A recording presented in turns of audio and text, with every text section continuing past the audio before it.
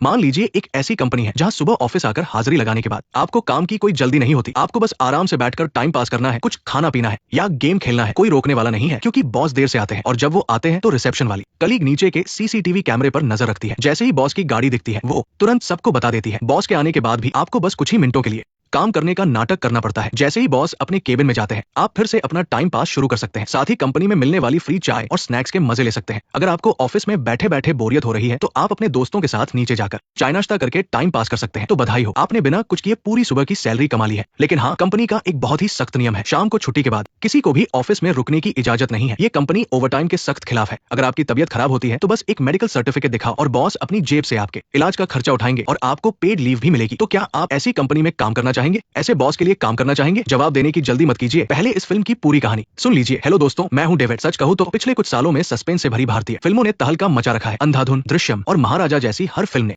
अपने सस्पेंस से सबका दिमाग हिला दिया है। और आज हम जिस फिल्म की बात करने जा रहे हैं उसका नाम है गोलम, जो बिल्कुल इन्हीं फिल्मों की टक्कर की है। इसमें सस्पेंस कूट कूट कर भरा है। जिस बॉस को सारे कर्मचारी इतना प्यार करते थे उसकी वॉशरूम में रहस्यमयी तरीके से मौत हो जाती है। मौकाए वारदात बिल्कुल साफ है, वहाँ हाथापाई का कोई नामो निशान नहीं है। सब कुछ देखकर यही लगता है कि ये एक हादसा है। लेकिन जैसे जैसे इन्वेस्टिगेशन आगे बढ़ती है और एक के बाद एक राज खुलते हैं तो एक ऐसा खौफनाक सच सामने आता है जो सबके होश उड़ा देता है। और सबसे ज्यादा चौंकाने वाली बात तो ये है कि जब कातिल पकड़ा जाता है तो इस केस का पुलिस अफसर खुद उसे बचाने की कोशिश करता है। आखिर ये सब क्या है, आइए देखते हैं। कहानी की शुरुआत में कॉर्पोरेट मजदूरों की आम जिंदगी दिखाई जाती है। सुबह उठकर जल्दी जल्दी तैयार होना और कुछ लोग तो नाश्ता करने का टाइम न मिलने की वजह से रास्ते में ही कुछ स्नैक्स खाकर अपना काम चला लेते हैं। ऑफिस पहुंचने के बाद वो सबसे पहले अपनी अटेंडेंस लगाते हैं। लेकिन ये मत सोचिए कि वो इतनी सुबह ऑफिस काम करने के लिए आए हैं, बिल्कुल नहीं। एक पक्के कॉर्पोरेट मजदूर की तरह वो इस टाइम का पूरा इस्तेमाल टाइम पास करने में करते हैं, क्योंकि अभी तक बॉस नहीं आए हैं। इनमें से कुछ लोग गेम खेलते हैं, कुछ लोग खाते पीते और गपशप करते हैं और कुछ तो अभी तक रास्ते में ही होते हैं। देखते ही देखते टाइम बीत जाता है और बिना कुछ किए इन कुछ घंटों की सैलरी उनकी जेब में आ जाती है। इसके बाद बॉस के आने का टाइम हो जाता है। इसके लिए भी उन्होंने पहले से ही पूरी तैयारी की हुई है।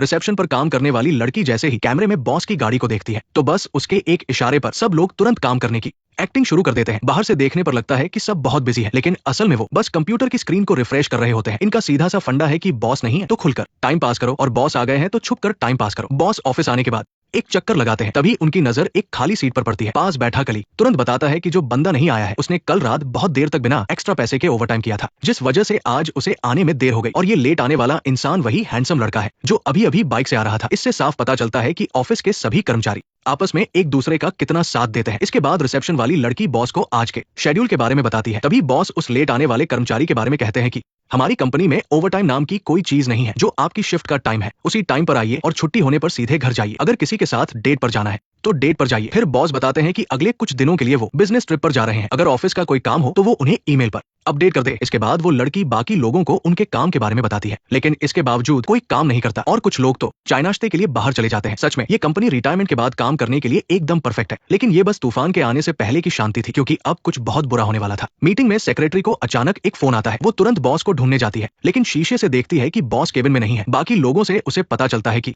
बॉस वॉशरूम गए हैं। काम बहुत जरूरी था, इसलिए बॉस के बाहर आने का इंतजार किए बिना सेक्रेटरी सीधे वॉशरूम का दरवाजा खटखटाने लगती है। साइलेंस। लेकिन पता नहीं बॉस को क्या हो गया था, अंदर से कोई आवाज नहीं आती है और दरवाजा भी अंदर से लॉक था। ये देखकर सेक्रेटरी घबरा जाती है कि कहीं बॉस के साथ अंदर कुछ अनहोनी तो नहीं हो गई। अगर बॉस को कुछ हो गया तो हमारी सैलरी कौन देगा? इसलिए वो बाकी लोगों से मास्टर की मंगवाती है ताकि दरवाजा खोला जा सके। दरवाजा खुलते ही सबके होश उड़ जाते हैं। बॉस खून से लथपथ जमीन पर पड़े थे। कुछ लोग बॉस को अस्पताल ले जाने की सोचते हैं, लेकिन जब सेक्रेटरी आगे बढ़कर चेक करती है तो पता चलता है कि बॉस की मौत हो चुकी है। अब यहाँ से कहानी सीरियस हो जाती है, इसलिए मजाक छोड़कर हम इन्वेस्टिगेशन पर फोकस करते हैं। आप लोग भी अंदाजा लगाइए कि कातिल कौन हो सकता है। और हाँ, जिन्होंने फिल्म देखी है वो स्पॉइलर मत देना। इसके बाद पुलिस और फॉरेंसिक टीम वहां पहुंच जाती है। इस केस की जिम्मेदारी इस हटे कटे पुलिस अफसर संदीप को मिलती है।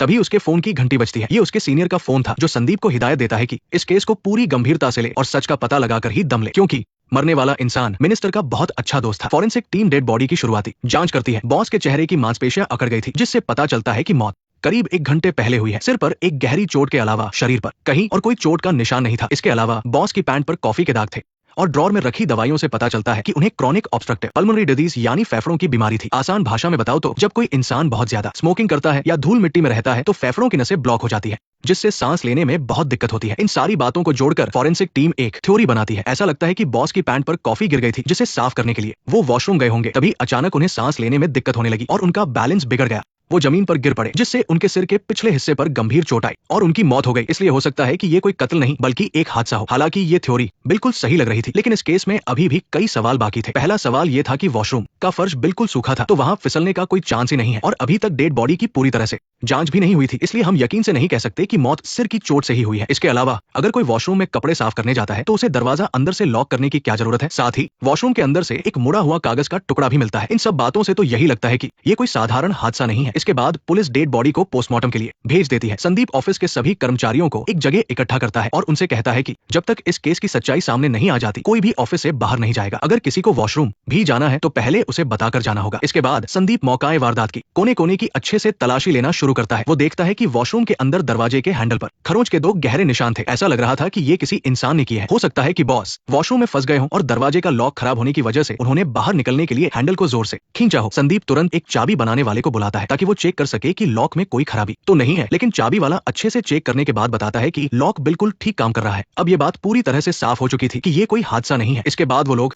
सीसीटीवी फुटेज चेक करते हैं जिसमें बिल्कुल वैसा ही दिख रहा था जैसा उन्हें लगा था। बॉस अपने केबिन से निकलकर वॉशरूम में अपनी पैंट पर गिरे कॉफी के दाग साफ करने गए थे। अब संदीप का दिमाग बुरी तरह चकरा रहा था कि बॉस ने वॉशरूम का दरवाजा अंदर से लॉक क्यों किया और अगर लॉक कर भी लिया था तो हैंडल पर खरोंच के निशान बताते हैं कि उन्होंने बाहर निकलने की कोशिश की थी, लेकिन फिर दरवाजा क्यों नहीं खुला। इस बात पर पास खड़ा एक जूनियर अफसर कहता है कि इसमें कोई बड़ी बात नहीं है क्योंकि उसे भी वॉशरूम में दरवाजा लॉक करने की आदत है। फिर वो अपनी एक थ्योरी बताता है कि जब बॉस वॉशरूम गए और दरवाजा बंद करके कपड़े साफ करने लगे तभी उन्हें सांस लेने में दिक्कत होने लगी और वो गिर पड़े। इस बीच उन्होंने उठकर दरवाजा खोलने की कोशिश जरूर की होगी, लेकिन तबीयत अचानक ज्यादा खराब होने की वजह से वो ऐसा नहीं कर पाए और किसी को मदद के लिए नहीं बुला सके। जूनियर अफसर की इस थ्योरी को संदीप तुरंत खारिज कर देता है क्योंकि उसने पहले ही वॉशरूम के फर्श को अच्छे से चेक किया था। वहां किसी के घिसटने के कोई निशान नहीं थे। इसका मतलब है कि गिरने के बाद बॉस अपनी जगह से हिले ही नहीं। तभी एक पुलिस वाला याद दिलाता है कि जब बॉस वॉशरूम में थे तो उसी दौरान 3 महिला कर्मचारी भी वॉशरूम के आसपास मौजूद थी, लेकिन संदीप उनसे पहले ही पूछताछ कर चुका था कि वो सिर्फ वॉशरूम के पास लगे वाटर कूलर से पानी पीने गई थी और इतने कम समय में वो कुछ और कर भी नहीं सकती थी। केस की इन्वेस्टिगेशन फिर से उलझ जाती है। अब संदीप मरने वाले की फैमिली बैकग्राउंड और उसकी पर्सनल लाइफ के बारे में असिस्टेंट से पता चला कि बॉस जिसका नाम जॉन था उसने 2 बार शादी की थी, लेकिन दोनों बार तलाक हो गया। इस दुनिया में उसका इकलौता रिश्तेदार उसका एक भाई है जो अभी अमेरिका में है और वो भी बहुत अमीर है। अगर दोनों के पैसों को मिला दिया जाए तो उनकी 10 पुश्तें आराम से खा सकती है, इसलिए पैसों के लिए कत्ल की बात तो हो ही नहीं सकती। इसके अलावा जॉन का बिजनेस पार्टनर भी था जिसका नाम जॉर्ज था। वो दुबई में उनका बिजनेस संभालता था। जॉन की मौत की खबर सुनकर वो भी यहाँ आ रहा था। इस हिसाब से जॉर्ज पर सबसे ज्यादा शक था क्योंकि जॉन के मरने पर सबसे ज्यादा फायदा उसी को होता। बेशक ये सिर्फ एक शक था और बाकी लोगों पर से भी शक हटाया नहीं जा सकता था, इसलिए संदीप ने सभी एम्प्लॉयज के फोन अपने कब्जे में लिए और उनसे पूछताछ शुरू की। सबसे पहले मैनेजर की बारी आई कि वो जॉन के पास क्यों गया था। मैनेजर ने मर्डर से पहले की पूरी कहानी सच सच बता दी। आज सुबह वो मीटिंग में था, तभी अचानक उसे दूसरे बॉस जॉर्ज का फोन आया। उसने कहा कि जॉन का फोन नहीं लग रहा है तो उसने मैनेजर को देखने के लिए भेजा। इसके बाद ही टॉयलेट में उसकी लाश मिली। इसके अलावा उन्हें ये भी पता चला कि मैनेजर पहले जॉर्ज के साथ काम कर चुका था, इसलिए अगर जॉर्ज कातिल हुआ तो मैनेजर उसका साथी हो सकता है। इसके बाद संदीप ने सबसे पूछा कि जब बॉस टॉयलेट में बेहोश हुआ तो क्या किसी ने भी अंदर से कोई आवाज नहीं सुनी। एक मोटी लड़की ने बताया कि उस वक्त सफाई वाली आंटी सफाई कर रही थी, जिससे पूरे ऑफिस में वैक्यूम क्लीनर की तेज आवाज आ रही थी। सबसे पूछताछ के बाद भी कोई खास सुराग नहीं मिला। फिर संदीप ने सिक्योरिटी गार्ड से पूछा कि उस वक्त वो क्या कर रहा था। गार्ड ने कहा कि सुबह वो कचरा जला रहा था जो ऑफिस का रोज का कचरा था और ये उसका रोज का काम था। इसके अलावा उसने चाबियों से टॉयलेट का दरवाजा खोलने में मदद की थी क्योंकि ऑफिस की सभी एक्स्ट्रा चाबियां उसी के पास रहती है। आखिरकार संदीप जॉन के ऑफिस में वापस आया और एम्प्लॉय से अकेले में पूछताछ की। पता चला कि जॉन बहुत ही अच्छा बॉस था। अगर कोई बीमार पड़ता था तो वो अपनी जेब से उसके इलाज का खर्चा देता था और पेड लीव भी देता था। इसके अलावा जॉन ऑफिस में फ्री चाय और बिस्कुट भी रखता था ताकि काम के दौरान कोई भूखा ना रहे। एम्प्लॉयज इसके लिए उसके बहुत आभारी थे। आजकल के जमाने में अच्छी नौकरी से ज्यादा अच्छा बॉस मिलना मुश्किल है। बेशक सिर्फ उनकी बातों से उनका शक दूर नहीं हो सकता था। जब सबकी पर्सनल चीजें चेक की गई तो आखिरकार कुछ जरूरी सुराग मिल गए। करली बालों वाली लड़की के बैग से नींद की गोलियों की एक बोतल मिली। आपको बता दें कि बिना डॉक्टर के प्रिस्क्रिप्शन के नींद की गोलियां खरीदना नामुमकिन है। संदीप ने लड़की से पूछा कि दवा कहाँ से ली तो वो बोली कि वो भूल गई है, बस इतना याद है कि पिछले हफ्ते ली थी। अरे मैडम, आपको नींद नहीं आती, याददाश्त तो ठीक है। संदीप ने उससे ज्यादा पूछताछ नहीं की और सीधा अपने साथियों को दवा का पता लगाने को कहा। आगे चेकिंग के दौरान एक आदमी के हाथ पर खरोंच मिली। उसने बताया कि आज सुबह टेबल की कील से उसे खरोंच लग गई थी। चेक करने पर उसकी बात बिल्कुल सच निकली। तभी अचानक एक पुलिस वाले ने देखा कि भीड़ में एक आदमी बहुत अजीब बर्ताव कर रहा था, जैसे कुछ छिपा रहा हो। ये क्या है? कुछ नहीं, ये एक बैग है। बैग? मुझे सब समझ आ रहा है। तुम अंदर क्या ढूंढ रहे हो? मैं तो बस ऐसे ही देख रहा था। तुम मुझसे ये सब क्यों पूछ रहे हो? बाहर निकालो इसे, बाहर निकालो। हिलो मत, हिलो मत, हिलो मत, हिलो मत, वही रुक जाओ, हिलो मत, रुक जाओ, हिलो मत, रुक जाओ, हिलो मत, भागो मत, वही रुक जाओ, हिलो मत, हिलो मत, रुक जाओ, रुक जाओ, हिलो मत। आखिरकार वो ज्यादा दूर नहीं भाग पाया और नीचे पुलिस ने उसे घेर लिया और उस आदमी ने जो चीज छिपाई थी वो ड्रग्स थी। चलो कुछ तो हाथ लगा। मर्डर तो सॉल्व नहीं हुआ, लेकिन एक ड्रग केस जरूर पकड़ा गया। उस आदमी को हथकड़ी पहनाने के बाद दूसरा बॉस जॉर्ज भी ऑफिस आ गया। संदीप के पूछे गए सवालों का जॉर्ज ने बहुत ही आराम से और सच सच जवाब दिया। उसने बताया कि वो पिछले बुधवार ही वापस आया है। वो यहाँ एक दोस्त की शादी में शामिल होने आया था और वो आखिरी बार जॉन से 2 हफ्ते पहले दुबई में मिला था। वापस आने के बाद दोनों की कभी मुलाकात नहीं हुई, बस फोन पर ही बात होती थी। आज सुबह भी उसने काम के सिलसिले में जॉन को फोन किया था, लेकिन उसका फोन नहीं लग रहा था, इसलिए उसने मैनेजर को चेक करने के लिए भेजा था और तब जाकर उसे जॉन की मौत का पता चला। जहां तक बात है जॉन के बाद बिजनेस कौन संभालेगा, तो वो जॉर्ज नहीं बल्कि जॉन का भाई होगा। इसके लिए उन्होंने बहुत पहले ही एग्रीमेंट कर लिया था। अगर ऐसा है तो जॉर्ज के पास पैसों के लिए कत्ल करने की कोई वजह नहीं थी। मजबूरी में संदीप को जॉर्ज को वापस भेजना पड़ा, लेकिन जब तक कातिल नहीं पकड़ा जाता तब तक वो देश से बाहर नहीं जा सकता था। फिलहाल नींद की गोलियों के अलावा उन्हें जो भी सुराग मिले वो सब बेकार थे। इससे संदीप काफी परेशान हो गया। वो थोड़ा रिलैक्स होने के लिए बाहर आया और तभी अचानक उसे एक बहुत बड़ा सुराग मिल गया। उसने देखा कि सामने खड़ी कार पर लॉलीपॉप जैसा कोई डिजाइन बना था। ये डिजाइन उसके लिए नया नहीं था, क्योंकि उसकी खुद की कार पर भी बिल्कुल वैसा ही डिजाइन बना था। ये तब हुआ था जब वो एक न्यूरोलॉजिस्ट से मिलने गया था और डॉक्टर की बेटी ने खरोंच मार दी थी। और जैसे ही संदीप को इस बात पर शक हुआ, तभी उसके साथी का फोन आया। उसने बताया कि उस नींद की गोली और उसे लिखने वाले डॉक्टर का पता चल गया है। अब इसे इत्तेफाक ही कहेंगे कि वो डॉक्टर वही न्यूरोलॉजिस्ट था जिससे संदीप मिलने गया था। अब ये केस और भी मजेदार हो गया था। इसके बाद संदीप ऑफिस वापस गया और पूछा कि बाहर खड़ी काली कार किसकी है। वो कार एक गंजे आदमी की थी। संदीप ने चालाकी से पूछा कि कार पर वो खरोंच कैसे लगी, तो उस आदमी ने झूठ बोल दिया कि उसके बेटे ने मजाक में किया है। संदीप ने उसी वक्त उसका झूठ नहीं पकड़ा, बल्कि उसका फोन लेकर चेक करने लगा। जब उसने फोन की नेविगेशन हिस्ट्री खोली तो पता चला कि वो सच में उसी न्यूरोलॉजिस्ट के पास गया था। संदीप अभी सोच ही रहा था कि कहानी में एक नया मोड़ आ गया। उसका साथी अचानक एक फोन लेकर अंदर आया और बोला कि संदीप ने गलत फोन उठा लिया है। उसके हाथ में जो फोन था वो असल में उस गंजे आदमी का था, क्योंकि उस आदमी और एक लड़की का फोन बिल्कुल एक जैसा था। संदीप हैरान रह गया। उसने जल्दी से उस आदमी का फोन खोला तो उसमें भी वही नेविगेशन हिस्ट्री थी। इस पर संदीप को एक बहुत बड़ा शक हुआ। उसने अपने साथी से सबके फोन लाने और चेक करने को कहा और जैसा उसने सोचा था उन सबके फोन में उस डॉक्टर के पास जाने की हिस्ट्री थी। इससे साफ हो गया कि दाल में कुछ काला है। संदीप ने उन लोगों से कुछ नहीं पूछा, क्योंकि पूछने पर भी वो सब झूठ ही बोलते, इसलिए वो सीधा डॉक्टर के घर जाने के लिए निकला ताकि वहां से पूरा सच बाहर निकाल सके। यहाँ मैं आपको इस डॉक्टर के बारे में थोड़ा बता देता हूँ। वो एक बहुत ही सीनियर न्यूरोलॉजिस्ट है और अजीब बीमारियों का पता लगाने में माहिर है। उसकी पत्नी भी एक बहुत ही बेहतरीन फिजिशियन है। कुल मिलाकर पति पत्नी दोनों एक ही अस्पताल में काम करते हैं। अपने पुराने दोस्त को घर आया देखकर डॉक्टर ने बहुत ही गर्मजोशी से उसका स्वागत किया, लेकिन संदीप ने बिना कोई घुमा फिराकर बात किए सीधा पूछ लिया कि क्या उसका वे कंपनी के एम्प्लॉयड से कोई कनेक्शन है। जैसे ही संदीप ने ये सवाल पूछा, डॉक्टर के हाथ से किताब छूटकर जमीन पर गिर गई। इससे साफ पता चल रहा था कि उसके मन में कुछ तो डर है, लेकिन डॉक्टर ने इस बात से साफ इनकार कर दिया और कहा कि उसने तो वेड कंपनी का नाम तक नहीं सुना है। जब डॉक्टर सच बोलने को तैयार नहीं हुआ तो संदीप को इस केस के बारे में बताना पड़ा। उसने उन दर्जन भर एम्प्लॉयज की नेविगेशन हिस्ट्री भी उसे दिखा दी। अब बस उनका आईडी कार्ड दिखाना ही बाकी रह गया था, लेकिन डॉक्टर का मुंह तो जैसे सिल गया था। वो फिर भी अनजान बनने का नाटक करता रहा। संदीप भी इससे काफी परेशान हो गया। अपनी दोस्ती की खातिर संदीप ने उसे समझाया कि अगर इस केस का सच तुमसे जुड़ा हुआ मिला तो मैं कसम खाता हूँ कि सबसे पहले तुम्ही को गिरफ्तार करूंगा। इस बात ने डॉक्टर को पूरी तरह डरा दिया। आखिरकार ये उसके करियर और फ्यूचर का सवाल था। उसने जल्दी से संदीप को रोका और बोला, तुम जो जानना चाहते हो मैं सब बताऊंगा, यहाँ तक कि अपनी तिजोरी का पासवर्ड भी बता दूंगा। असल में ये डॉक्टर सिर्फ वेड कंपनी को ही नहीं जानता था, बल्कि इस कंपनी के पीछे छिपे काले सच को भी जानता था। इस पूरी कहानी की शुरुआत 1 साल पहले से होती है। उस वक्त मीरा नाम की एक औरत मेरी पत्नी से मिलने आई थी। ये औरत कोई और नहीं बल्कि रिसेप्शन पर बैठने वाली चबी लड़की थी। वो और उसका पति काफी समय से एक बच्चा चाहते थे, लेकिन किसी वजह से वो प्रेग्नेंट नहीं हो पा रही थी। बाद में मेरी पत्नी के लंबे इलाज के बाद वो आखिरकार प्रेग्नेंट हो गई, लेकिन कुछ ही समय बाद उनके साथ एक बड़ा हादसा हो गया। बच्चा पेट में ही मर गया था। इस बात से मेरी पत्नी को उसके लिए बहुत बुरा लगा, लेकिन साथ ही उसे शक भी हुआ। वो एक बहुत ही सीधी सादी लड़की है और वो कोई ऐसा नशा या दवा नहीं ले सकती जिससे उसके शरीर को नुकसान पहुंचे। इसके पीछे की असली वजह जानने के लिए उसने ये बात अपने पति को बताई। वो चाहती थी कि मैं उसका चेकअप करूं। इसके बाद मैंने उसके खून का टेस्ट किया। टेस्ट की जो रिपोर्ट सामने आई उसे देखकर हम दोनों हैरान रह गए। उसके खून में कोई बाहरी केमिकल मिला हुआ था। अब वो केमिकल असल में क्या था ये अभी पता नहीं चल पाया था। उस वक्त सबसे जरूरी था उसका जल्द से जल्द इलाज करना, और इसी इलाज के दौरान 2 जवान लड़के मुझसे मिलने आए। उन्होंने बताया कि उन्हें आजकल नींद नहीं आती और बहुत तेज सिर दर्द रहता है। पूछने पर पता चला कि वो दोनों भी वेड कंपनी में ही काम करते हैं। इसके बाद मैंने उनके भी खून की जांच की। उनके खून में भी मोटी लड़की के खून जैसा ही कोई बाहरी केमिकल मिला हुआ था। शुरू में डॉक्टर को लगा कि शायद ये सिगरेट या शराब पीने की वजह से है, लेकिन उन दोनों ने तुरंत मना कर दिया। फिर उन तीनों में बस एक ही चीज कॉमन थी कि वे सब एक ही ऑफिस में काम करते थे। अगर ऐसा है तो बाकी लोगों में भी ऐसे ही लक्षण होने चाहिए। इसके बाद उन दोनों ने थोड़ा सोचा तो लगा कि हाँ सच में ऐसा है, लेकिन उनके लक्षण थोड़े अलग थे। किसी के बहुत बाल झड़ रहे थे, किसी की आंखों की रोशनी कम हो रही थी, तो किसी के नाखून टूट रहे थे। पूरी बात जानने के बाद डॉक्टर ने उन दोनों से कहा कि जिनमें भी ये लक्षण है उन सबको यहाँ ले आओ। जब वे सब आए तो डॉक्टर भी हैरान रह गया। वहाँ पूरे दर्जन भर मरीज थे और सबके चेहरे की रंगत उड़ी हुई थी। उनकी असली हालत तो उन दोनों लड़कों के बताने से भी ज्यादा खराब थी। जैसा सोचा था उन सबके खून में भी एक तरह का म्यूटेशन था। ये एक ऐसा केमिकल मिक्सचर था जो शरीर को बदल सकता है। उन्होंने इसे अनजाने में ही खाया या पिया होगा। इसके लिए डॉक्टर ने पूछताछ शुरू की। उसने सबसे पूछा कि ऑफिस में काम चोरी करने के अलावा और कौन कौन से काम हैं जो तुम सब रोज करते हो। तब उन्हें ऑफिस में मिलने वाले फ्री खाने और पानी की याद आई। टेस्ट करने के बाद आखिरकार जवाब मिल ही गया। पता चला कि उनके खून में मौजूद वो केमिकल उसी खाने और पानी से आया था। इसका मतलब था कि ऑफिस के वो सब लोग रोज मिलने वाली चाय और स्नैक्स के जरिए अनजाने में ही उस केमिकल को अपने शरीर में डाल रहे थे। इसके बाद ये जानने के लिए कि आखिर वो केमिकल क्या है, डॉक्टर ने एम्प्लॉयड से छुपकर जॉन के कंप्यूटर से कुछ फाइलें कॉपी करवाई और इन फाइलों में दवाओं से जुड़ी एक छिपी हुई फाइल भी थी। उसमें एक वायरस के बारे में पता चला जो इंसानों में म्यूटेशन करता है। इसे रेड वायरस भी कहा जाता है। ये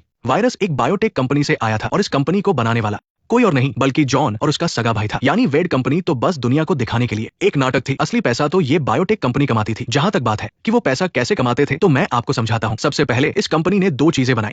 एक था रेड वायरस और दूसरा था उस वायरस का एंटीडोट। उनका प्लान बहुत ही सिंपल था। पहले इस खतरनाक रेड वायरस को बनाओ, फिर इसके एंटीडोट पर कब्जा कर लो। जब वायरस फैलेगा तो लोग अपनी जान बचाने के लिए मुंह मांगे दाम पर उनका एंटीडोट खरीदेंगे। इस तरह वो छप्पर फाड़ के पैसे कमा सकता था। लेकिन क्योंकि एंटीडोट अभी पूरी तरह से तैयार नहीं था, इसलिए जॉन ने अपनी ही कंपनी के लोगों को एक्सपेरिमेंट के लिए गिनी पिग बना लिया। अब सवाल है कि उनमें इतने खतरनाक लक्षण क्यों दिखे। इसका जवाब ही बहुत आसान है। जैसे किसी भी सही दवा को इस्तेमाल करने से पहले इंसान की सेहत और बॉडी टाइप के हिसाब से टेस्ट किया जाता है और उसकी डोज सेट की जाती है। लेकिन जॉन ने इन सब की कोई परवाह नहीं की। उसने सीधा चाय और स्नैक्स में वो एंटीडोट मिला दिया ताकि हर एम्प्लॉय चाहे उसकी सेहत कैसी भी हो उसे खा ले। ये तो बिना सोचे समझे दवा खाने जैसा था। हर किसी के जीन्स और सेहत अलग होती है, इसलिए इस जहरीले केमिकल का असर भी सब पर अलग अलग हुआ। जिनकी बॉडी सेंसिटिव थी या जिन्हें पहले से कोई बीमारी थी उनके लक्षण और भी बुरे हो गए। और एक बार ये एंटीडोट शरीर में चला गया तो फिर इसका कोई इलाज नहीं था। हाँ, एंटीडोट ने उनके शरीर में अपना पहला स्टेज पूरा कर लिया था, इसलिए अब उन्हें और कोई नुकसान नहीं होगा। लेकिन जो लोग गंजे हो गए उनके बाल वापस नहीं आएंगे। जिनकी नजर कमजोर हो गई वो लेजर सर्जरी से भी उसे ठीक नहीं करा सकते। उनका ये दर्द कुछ दिनों का नहीं बल्कि जिंदगी भर का था। इसके बाद डॉक्टर ने ये सारी बातें उन लोगों को बता दी और उस दिन के बाद से वो सब डॉक्टर के पास कभी वापस नहीं आए। सच जानने के बाद संदीप वापस ऑफिस आया। उसने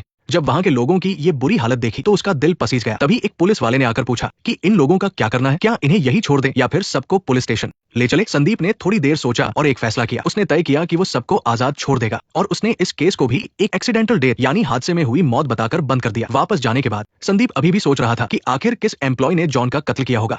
तभी अचानक फोरेंसिक डॉक्टर का फोन आया। उसने बताया कि मौत सिर के पीछे चोट लगने से नहीं हुई है। बहुत मुमकिन है कि उसकी मौत फेफड़ों की बीमारी की वजह से हुई हो, लेकिन पक्का करने के लिए अभी और टेस्ट करने होंगे। फोन रखने के बाद संदीप ने फिर से केस के बारे में सोचना शुरू किया। तभी उसकी नजर जमीन पर एक मरी हुई कॉकरोच को ले जाती हुई चींटियों पर पड़ी और इसी से उसे इस पूरे मर्डर की कहानी और इसके पीछे का पूरा सच समझ में आ गया। ये एक ग्रुप मर्डर था। ऑफिस में मौजूद हर एक इंसान कातिल था। उन सबने मिलकर इतनी सफाई से काम किया था कि ये मर्डर एकदम परफेक्ट लग रहा था। अब मैं आपको संदीप के अंदाजे से जॉन की मौत की पूरी कहानी डिटेल में समझाता हूँ। जब सबको पता चला कि उनकी ये हालत जॉन की वजह से हुई है तो उन सबने मिलकर मर्डर का प्लान बनाया। सबसे पहले उन्होंने रोज जॉन की रूटीन को देखा, जैसे वो कितने बजे ऑफिस आता है, कितने बजे कॉफी पीता है। जब उन्हें रूटीन समझ आ गया तो उन्होंने आपस में काम बांट लिया। हर किसी को अपना काम अच्छे से पता था। जब सब कुछ एकदम परफेक्ट हो गया तो उन्होंने एक खास दिन चुना और अपना मर्डर प्लान शुरू किया। पहला कदम, उस दिन एक आदमी बाकी सबसे कुछ मिनट पहले ऑफिस पहुंचा। उसने ऐसे नाटक किया जैसे वो वाटर कूलर से पानी लेने जा रहा हो। फिर उसे दीवार से सटकर टॉयलेट में जाना था, क्योंकि ऐसा करने से वो कैमरे में नजर नहीं आता। अपने फिंगरप्रिंट ना छोड़ने के लिए उसने अपने कपड़े से पकड़कर टॉयलेट का दरवाजा खोला और लॉक का बटन दबा दिया। इसके बाद उसने एक मुड़ा हुआ कागज दरवाजे की दरार में फंसा दिया ताकि जब भी कोई दरवाजा खोलेगा वो कागज नीचे गिर जाएगा और दरवाजा बंद होकर अपने आप लॉक हो जाएगा। दूसरा कदम, जो आदमी कार से आता है वो अपनी कार कार्बन डाइऑक्साइड सिलेंडर के पास खड़ी करेगा। तीसरा कदम, जानबूझकर लेट आने वाला आदमी फोन पर बात करने का नाटक करते हुए कैमरे के ब्लाइंड स्पॉट में जाएगा। फिर वो उसी कार के सहारे चढ़कर कार्बन डाइऑक्साइड के रैक पर जाएगा और एक गुब्बारे को बीच से फाड़कर टॉयलेट के वेंट पाइप पर लगा देगा। इसके बाद वो रैक पर रखे पाइप का एक सिरा उस गुब्बारे के मुंह से जोड़ देगा। ध्यान रहे कि ये पाइप गार्ड ने पहले से ही वहां रखा हुआ था। ये सब करने के बाद वो फिर से फोन पर बात करने का नाटक करते हुए बाहर आएगा और नॉर्मल तरीके से काम पर लग जाएगा। चौथा कदम, सफाई वाली आंटी ऑफिस में जाकर बॉस के लिए कॉफी बनाएगी और इसी मौके का फायदा उठाकर वो चुपके से मशीन के नल में थोड़ा सा कागज फंसा देगी। इसी वजह से जॉन के ऊपर कॉफी गिरने वाली थी। उसी वक्त ऑफिस के बाहर 3 एम्प्लॉय सुबह का नाश्ता करने बाहर जाने का प्लान बनाएंगे। वो जानबूझकर कैमरे के नीचे बैठेंगे, लेकिन उनमें से एक की जगह कैमरे के ब्लाइंड स्पॉट में होगी, इसलिए वो आदमी इसी बात का फायदा उठाकर अपनी जगह से उठेगा और रैक के पास जाएगा। इस बीच बाकी 2 लोग उसकी खाली कुर्सी से ही बात करने का नाटक करेंगे ताकि कैमरे में ऐसा लगे कि वो अपनी सीट से उठा ही नहीं है। उस आदमी को बस इतना करना था कि वो उस पाइप का दूसरा सिरा कार्बन डाइऑक्साइड के सिलेंडर में लगा दे, जिससे कार्बन डाइऑक्साइड गैस टॉयलेट के वेंट से अंदर जा सके। अगर किसी चलते फिरते इंसान ने देख लिया तो इसके लिए भी उन्होंने पूरी तैयारी की थी। ऑफिस की चश्मे वाली लड़की जानबूझकर बहुत सारे कचरे के बैग फेंकेगी, जिन्हें सफाई वाली आंटी इकट्ठा करके नीचे ले जाएगी। फिर सिक्योरिटी गार्ड उस कचरे को जलाएगा, जिससे बहुत सारा धुआं होगा और ये धुआं उस पाइप के कनेक्शन को छुपा लेगा। पूरी तैयारी होने के बाद अब बस असली खेल शुरू होने का इंतजार था। जॉन रोज की तरह कॉफी लेने गया और जैसा प्लान था मशीन से कॉफी सीधा उसके ऊपर गिर गई। जब वो साफ करने के लिए टॉयलेट में गया तो दरवाजे पर लगा कागज नीचे गिर गया और दरवाजा लॉक हो गया। तभी नीचे वाले आदमी ने कार्बन डाइऑक्साइड का वाल्व खोल दिया और गैस पाइप से होते हुए टॉयलेट के वेंट से अंदर जाने लगी। लेकिन बात यही खत्म नहीं हुई। 2 लोगों को पानी पीने का नाटक करना था, जिनमें से एक चुपके से टॉयलेट के दरवाजे के पास जाएगा और हैंडल में एक हेयर क्लिप फंसा देगा ताकि जॉन अंदर से दरवाजा ना खोल सके। आखिरी कदम, सफाई वाली आंटी अपना वैक्यूम क्लीनर चलाकर रोज की तरह काम करेगी। इसका मेन मकसद ये था कि वैक्यूम क्लीनर की तेज आवाज में जॉन के चिल्लाने की आवाज दब जाए। अब टॉयलेट के अंदर जॉन को पाइप से कार्बन डाइऑक्साइड गैस आती हुई दिखी। वो दरवाजा खोलकर भागना चाहता था, लेकिन बाहर हैंडल में तो पहले ही क्लिप फंसी थी। बहुत ही जल्दी गैस उसके शरीर में चली गई, जिससे उसकी फेफड़ों की बीमारी वापस आ गई। सही वक्त पर मदद न मिलने की वजह से आखिरकार उसे अपने किए की सजा मिल ही गई। जब लगा कि काफी वक्त हो गया है तो नीचे वाले आदमी ने कार्बन डाइऑक्साइड बंद कर दी। एक आदमी फिर से पानी पीने का नाटक करने गया और मौका देखकर हैंडल से क्लिप निकाल ली। उन्होंने सारे सबूत मिटा दिए और इस पूरे मर्डर को एक नॉर्मल एक्सीडेंट बना दिया। यहाँ मैं आपको एक बात बता दूं, इस पूरे काम में सब लोगों ने हिस्सा नहीं लिया था। ऐसा इसलिए क्योंकि कुछ लोगों ने बस प्लान बनाने में मदद की थी। तो ये थी वो कहानी जो संदीप ने सोची थी, लेकिन असलियत भी यही थी। आखिर में संदीप ने भी उनका सच किसी को नहीं बताया क्योंकि वो सच्चाई जान चुका था। भले ही इन एम्प्लॉयज के हाथ खून से सने थे, लेकिन इस खून खराबे की शुरुआत तो खुद जॉन ने अपने पापों से की थी। जब कानून अच्छाई को नहीं बचा सकता तब इंसान के खुद के फैसले ही रोशनी की किरण बनते हैं। फिल्म यही तत्व नहीं होती। जॉन भले ही मर गया हो, लेकिन उसकी वो कंपनी अभी भी चल रही है। रेड वायरस और उसका एंटीडोट अभी भी बन रहे हैं। इसके अलावा डॉक्टर ने संदीप को एक और बात बताई, जॉन का बिजनेस पार्टनर जॉर्ज भी उस कंपनी से जुड़ा हुआ था। फिल्म के आखिर में संदीप चुपके से उस दवा कंपनी की कार में बैठ जाता है ताकि वो उनके राज जान सके। जॉर्ज भी वेड कंपनी में वापस आकर जॉन की जगह ले लेता है। इसका सीधा सा मतलब है कि इस फिल्म का दूसरा पार्ट भी आएगा। वो कब आएगा इसकी अभी तक कोई खबर नहीं है, तो चलिए हम इसका इंतजार करते हैं। खैर, आज की ये शानदार फिल्म यही खत्म होती है। अपना कीमती वक्त निकालकर इसे देखने के लिए शुक्रिया। मैं हूँ अंकल माओ, मिलते हैं अगले वीडियो में।